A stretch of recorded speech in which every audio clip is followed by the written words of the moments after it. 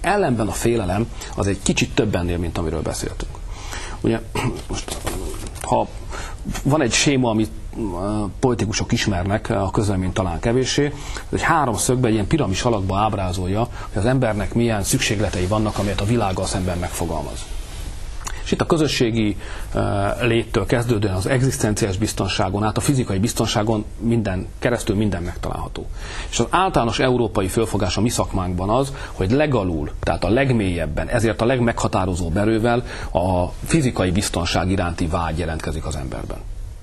Ezért van az oly gyakran, nem csak Magyarországon, máshol is, különösen a harmadik világ országaiban, hogy a hatalmon lévők éppen az embereknek ezt a legalul lévő, legmélyebb, legerősebb ösztönökből fakadó igényét vagy életösztönét támadják meg. Ez pedig a fizikai biztonság.